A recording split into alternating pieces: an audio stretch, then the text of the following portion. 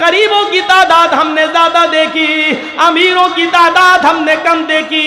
अब दूसरा टुकड़ा, वत्तलातु फिन्नार, हमने जहन्नम में जब झांक कर देखा, अभी तो जन्नत हो गई, अल्लाह के नबी फरमाते वत्तलातु फिन्नार, जब हमने जहन्नम में झांक कर देखा, फराइतु अक्सर अहलिहा निसा, तो जहन्नम में जलने वालियों में मैंने सबसे ज्यादा औरतों को देखा। जहन्नम में सबसे ज्यादा मैंने औरतों की तादाद देखी। जलसों में भी मेला देखने आओगी तो क्या होगा? जलसों में भी हाफ हाफ आस्तीनों के कपड़े पहनकर आओगी तो क्या होगा? जलसों में भी लिपस्टिक को क्रीम लगाकर और अतर लगा के आओगी तो क्या होगा? अलमरातु इज़ा इस्तातरत फमर्रत बिल मजलिस, इतर तो बहुत बड़ी चीज हो गई, खुशबूदार कोई भी चीज लगा ले, चाहे तेल ही क्यों ना हो। जिस औरत ने तेल, खुशबूदार कोई चीज अपने जिस्म पर लगा ली, बालों में खुशबूदार तेल ही क्यों ना लगा लिया, डाबर आंवला ही क्यों ना लगा लिया, जिससे खुशबू आती है, इतना सा तेल सर में खुशबूदार कोई चीज लगा ली, फमर्रत बिल मजलिस, और वो निकल जाए सड़क पर, निकल जाए रोड पर, निकल जाए मजलिस में, लोगों के बैठने की जगह या लोगों के चाय पीने की जगह या मेले ठेले या बाजार में जहां मर्द बैठे हो, उस रास्ते से निकल जाए। अल्लाह के नबी फरमाते फमर्रत बिल मजलिस फहिया कज़ा व कज़ानिया ज़ानियत व ज़ानियता ज़ानियता, अल्लाह के नबी फरमाते हैं बस गुजर जाए, खुशबूदार कोई चीज लगाकर निकल जाए, फमर्रत बिल मजलिस, गुजर जाए, फहिया कज़ा व कज़ा, वो ऐसी है, वो ऐसी है। फिर आपने खुद ही बता दिया, आनी अज़ानियता ज़ानियता ज़ानियता, वो बदचलन है, वो बदचलन है, वो बदचलन है, वो बेहया है, वो बेहया है, वो बेहया है, गुजर जाने वाली बेहया है। बात नहीं करे, सलाम न करे, कुछ न करे, सिर्फ चली जाए तो बेहया है, और बैठ जाए बात करे, सामान खरीदे, लड़कों से भी बात करे, वो कौन हुई? चलो ये आपके सोचने के लिए छोड़ देता हूं, हम बोलेंगे तो आप शायद कल हमें बैठने भी दो, इतना बुरा बोलता है हमारी माँ बहन बेटियों को, हम नहीं बोलेंगे। आप सोचो, जब गुजरने वाली ये हो गई तो बात करने वाली, चोंच चलाने वाली, लड़कों के साथ घूमने वाली कौन है? और मैंने बताया था शायद मौजमपुर के अभी जलसे के अंदर कि भाभी अपने सगे देवर के साथ भी उसकी बाइक पर बैठकर कलियाचक नहीं जा सकती है, और साली अपने बहनोई के साथ उसकी बाइक पर बैठकर स्कूल नहीं जा सकती है। कहां पड़े हो आप? कहां हो? हम अपने घर में हैं, हमारी बीवी घर में है, और अचानक हमारी साली आ जाती है, हम अपनी बीवी के साथ बैठ के खाना खा रहे हैं, बीवी ने बहन को बुला लिया, आओ तुम भी बैठ जाओ खाना खा लो।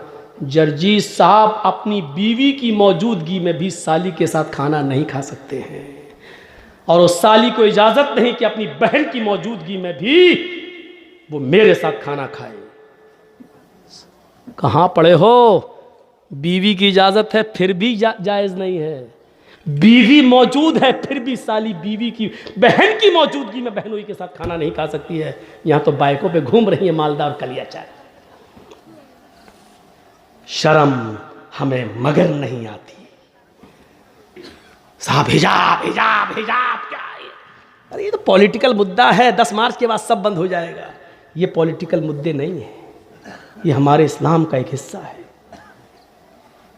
हाय अली, जब मेरा इंतकाल हो जाए तो मुझे दिन के उजाले में दफनाने मत जाना, ज़ुहर के बाद मेरी मिट्टी मत करना, असर बाद मेरी मिट्टी मत करना, मगरिब के बाद मेरी मिट्टी मत करना, ईशा की नमाज के बाद जब काफी अंधेरा हो जाए तब मुझे कब्रिस्तान में ले जाना, तब मुझे दफन करना।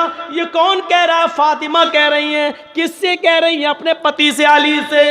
आए अली, मैं नहीं चाहती कि मेरे मुर्दा जिस्म पर पड़े हुए कफन पर भी किसी नजर पड़े मुर्दा जिस्म पर, पड़े हुए कफन पर भी गौर से सुनो मेरी बहनों, गौर से सुनो मेरी बेटियों, गौर से सुनो मेरी माँ, गौर से सुनो मेरे मरे हुए, मेरे मुर्दा जिस्म पर पड़े हुए कफन पर भी किसी गैर मर्द की नजर पड़े, मैं ये भी नहीं चाहती।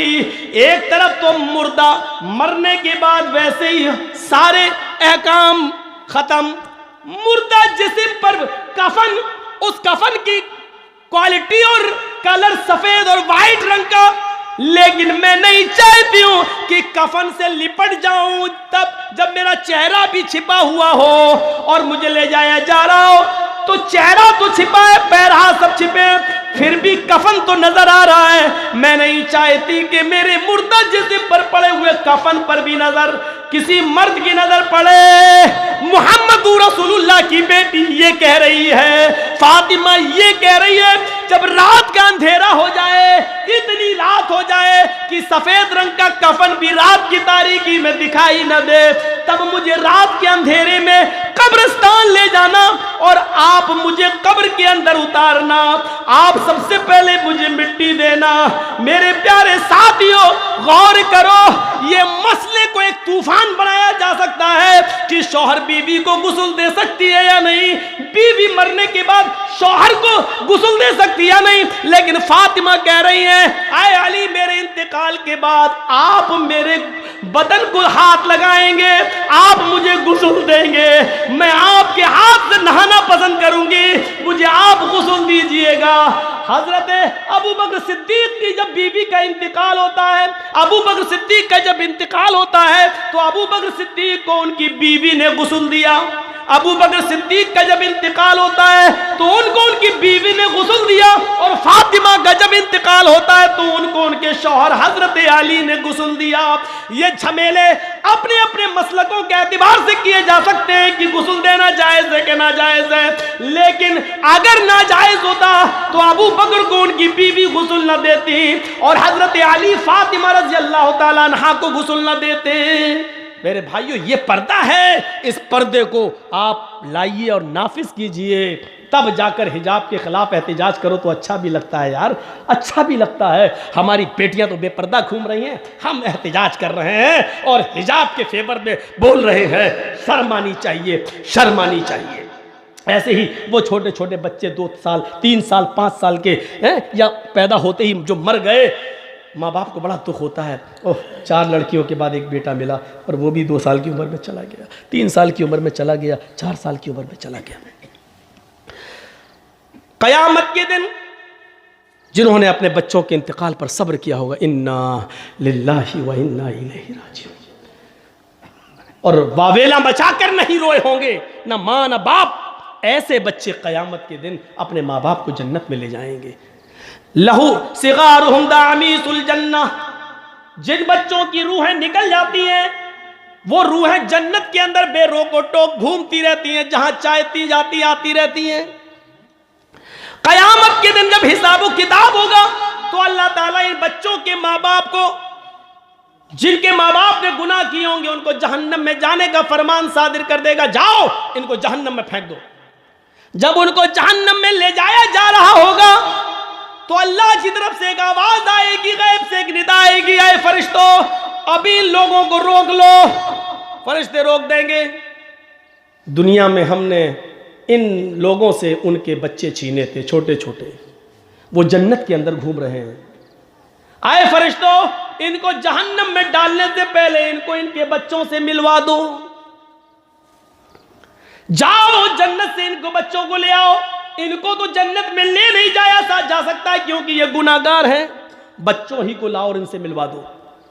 फरिश्ते जाएंगे और उन छोटे छोटे मासूम बच्चों को, 2 साल के, 3 साल के, 4 साल के, 5, 6 साल, 10 साल तक के बच्चों को वो फरिश्ते लेकर आएंगे, जिनको दुनिया में ले लिया गया है, छीन लिया गया, इंतकाल हो गया था, उन बच्चों को लाकर उनके माँ बाप से मिलवाया जाएगा।